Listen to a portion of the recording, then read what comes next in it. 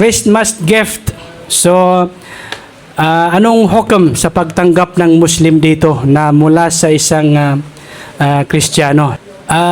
Ang mga ulama, sinabi nila na pwede naman daw tanggapin, okay? Pero may mga syurut, may mga kondisyon, okay? Hindi ibig sabihin na lahat na nang ibigay sa iyo ay kukunin mo na or sasamantalahin mo, hindi. May mga kondisyon yan.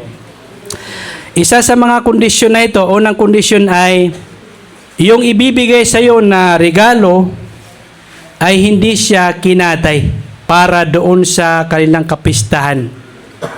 Dahil sa kinatay nila yan, sa aid nila na yan, or Pasko, hindi mo pwedeng tanggapin to.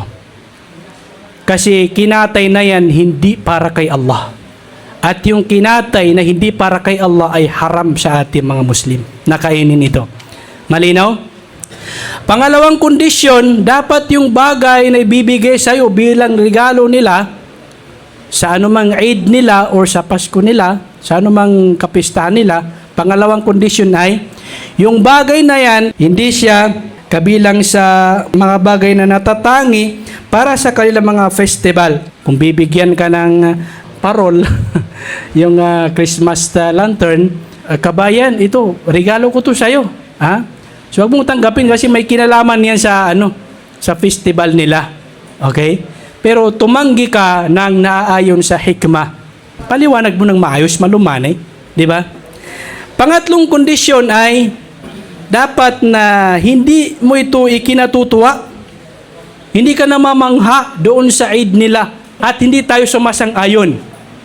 Ha? Maganda na ipaliwanag pa natin sa nagbigay ng maayos kung ano yung stand nating mga Muslim.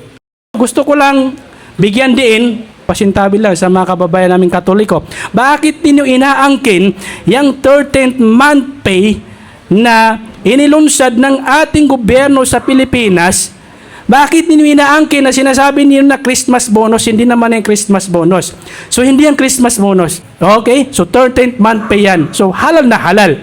Ipagpalagay natin na Christmas bonus. Inshallah, kung umiiral naman yung mga kondisyon na nabanggit natin, ay inshallah pwede natin yung tanggapin. Inshallah ta'ala. Wallahu alam. Inshallah kung may dagdag yung mga ustad natin.